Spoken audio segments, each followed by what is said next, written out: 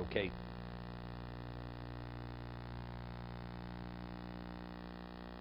We left off page 146. In the Chavar it said, read the Shulchan Aruch again. Noshim she'ochles v'shoshes ad shechashecha. Although there's a mitzvah to add Michol al HaKodesh from before Shkir, to stop eating and drinking before sundown. It's a mitzvah to say, it's a Torah obligation. But women who eat and drink until nightfall, made in yodos, shemitzvah losim Michol al HaKodesh, because they were unaware that there's a mitzvah to add from the Michol al HaKodesh. They were unaware of it. Eim ma'achad b'yodom. You should not protest the behavior, because if you will, right now they're shogig. They're only violating the law inadvertently. But if you make them aware of the obligation, since there's a very strong possibility they're not going to heed the criticism, so you're causing them, rather than violate it shogig, inadvertent, they'll be violating it deliberately. This is the principle of Morris' Butu Shogig Ayim. Better they should violate an inadvertent level rather than a deliberate level. Hagod, it's famous Ramo. Buadin b'chol dvaris, same is true regarding any provision. Aminon, mutiv shu shogeg l'mezidin. We say, it's better they should violate shogeg in an inadvertent state rather than deliberate. B'davko, she'enu mefurish b'Torah. It's only something that's not explicit. Provision is not explicit in the Torah. Afal pishu doraisa, although it's a Torah obligation. But it's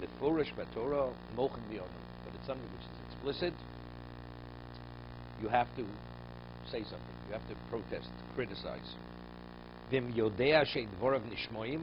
if he knows it's going to fall on deaf ears, in advance, they're not going to heed your words.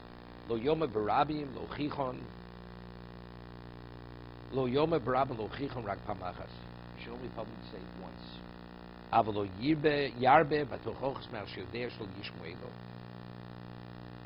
public rebuke should be done once. But on a personal level, an individual, not a community, you mention it once. You continuously mention it to the person up to the point that he's ready to strike you, or you can't let him to curse you up to that point. That's in Mishna Berura. Many years ago, I was walking in the 60s near Lexington, and they had one of these hot dog stands with the Sinai umbrella on top of it. And there's a boy, tzitzits are hanging out of his pants.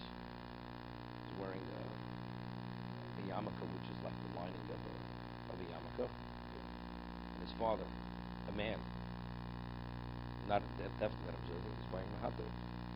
Stand. And I see this. So I would approach it and say, where it's not kosher.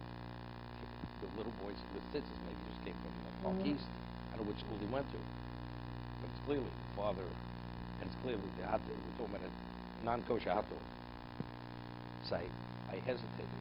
Should I say something? Should I not say something? Someone say something. This was going back 20 years ago. You don't know a person can react. It says you should say something until he hits you. Till he strikes you. This man must have been about 6'5". Maybe I'd say something. Who knows? He could react. Who knows the way he'll react? So I thought about it. I decided I'm just going to pass on it. I didn't say anything to him. It's obvious. It's obvious. The man knows it's not kosher. He's feeding his child, although he goes to some kind of Jewish day school. He knows he's feeding him non kosher. But anyway, feeding a child non kosher is not an adult eating non kosher. Child's not culpable. There, the father only violated his obligation of chinuch. We rule halacha no chol nevelos. The child eats not kosher. Ein bezdin mitzvah and lafrisha. Bezdin has no obligation to separate that child from eating non kosher. It's only the father, because he has an obligation to educate his child properly, to raise him properly. He's in violation of his personal obligation. But the child is not in violation because he's not personal. The child hasn't reached his year of obligation yet.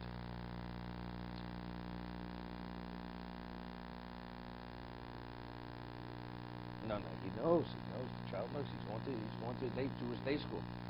Okay, but I'm saying the father, wherever the father was coming from. Ema machen bioton. So the Mechaber says you say nothing to these women. So Mishna Berura says Davka b'yudei b'vadish mikablim. When don't you say something? When you know factually they will not accept what you tell them.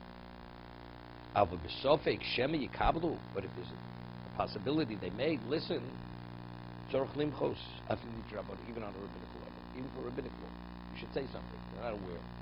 Person doesn't eat, doesn't wait 6 hours for milk and meat. Immediately, one answer. Certain people don't know. I was once at a house kept kosher, totally observant. I mean, observant to a degree. And I'm there, Friday night meal. Everybody washes. And everybody's having a conversation before the motzi. Like nothing. It was evident. They didn't know you're not supposed to speak after you wash before you say the motzi. You know, the father doesn't speak. The father doesn't say anything to the daughters, to the wife, and the guests, and everybody's carrying on a conversation. You know, they all went to wash, whether they washed properly, the other guests or not properly. I'm not sure. But so afterwards, I went over to one of the children, one of the husbands. I said, should I forbid it to speak? I mean, one does not say the bracha again if you speak, but there should be no interruption of speaking between the washing and the motzi, because it was ignorance. They didn't know any better. It's not. That's afil midrabanan. Even to rabbinic law, if there's a chance they'll correct it, you definitely should say something. That was the same meal.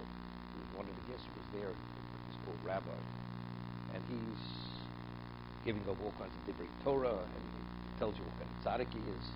And there was a pepper grinder on the table, and he's grinding the pepper over his food, yeah, and he's saying divrei Torah at the same time, and he's, saying all kinds of words of Torah like you can't imagine. The man is a stark amoritz, obvious amoritz. The man doesn't know what he's talking about. Okay? Graduate JTS, this person. But more Orthodox, synagogue. Okay. והוא הדין בכל דבר איסר. רוצה לומר, גם כן כשבור לו שליקבלו ממנו חנל, חוזה אין חילו בין ברבים וביוחד. Doesn't make a difference if you're rebuking a community or an individual. אבין מוטב שיהיו שוגין, רוצה לומר, גם כן בברור לו שאם יאמר להם לא יקבלו ממנו, where it's clear, then they're going to reject what he has to say. חוזה דווקא כשעכשיו הם שוגין, אבל כשיודעים שהוא אוסר ועובר במזיד. What about you know for a fact? They know they're doing the wrong thing and they have no regard for it. Do you say anything? When he the Mishen and Mukhichin and Nena Shavurchetum came to Bordo Shikablum, Morris says in Shavuos that a person has the ability to protest and remain silent. He's culpable. He's held culpable because it's only because of the silence the person continues to violate. Whatever the situation, the person will violate the immediate case. So your silence is not the cause of their violation. They're violating because they're violating regardless, even if you would say something. Nevertheless, there's a mitzvah of what? To give it. If people, they couldn't care less. They come from a observant background. You say something, it's going to make a difference. It's not going to make a difference. Not going to make a difference.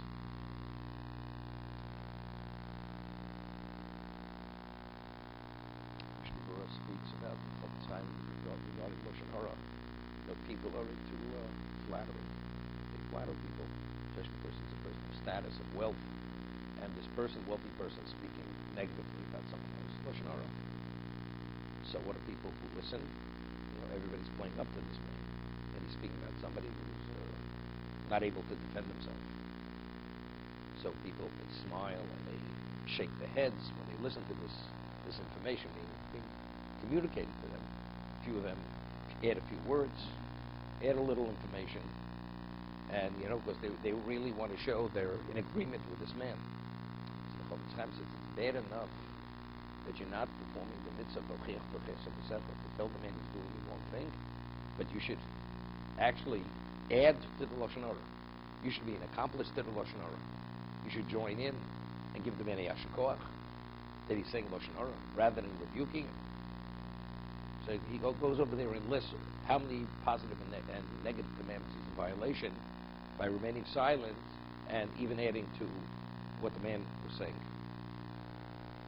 Shein enforced by Torah Tzloma does only chob litlos b'shogin toim ein bozev umashlo yishmu lonu mashenoma lohem shu was mafos kil lomar mutav. Excuse me. Uadavid lochein amin mutav shu shogin avodavish enforced by Torah vein ovrim al zev varein shogin loshach bul lomar mutav shu shogin umachin bu vanchin bu at the farshik. Now it's interesting. He's saying, what's the rationale? If it's enforced or not?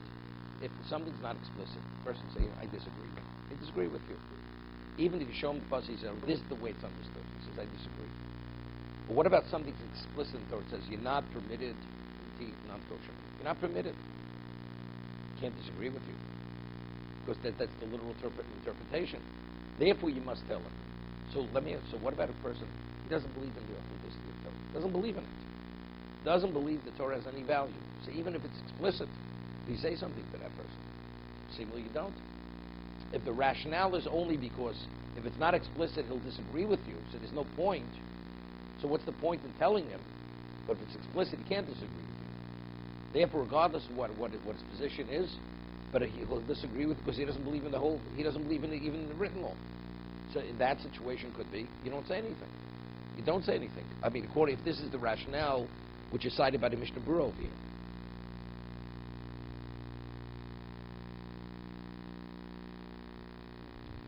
Yeah.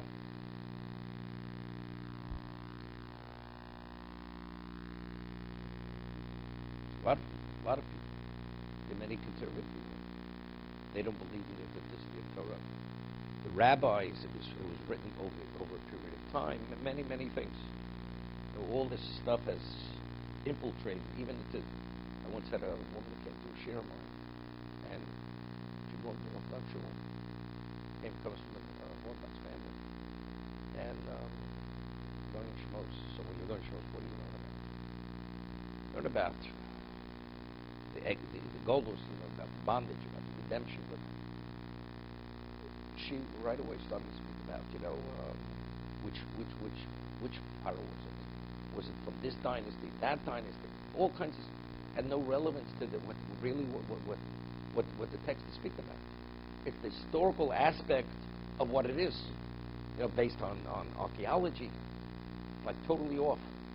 Do you think this woman today? I can tell you, definitely without a question, her position, even though she comes from a observant family, so-called observant, definitely going back 2 generations, I guarantee you, she does not believe that everything in the Torah is divine. Not even a question.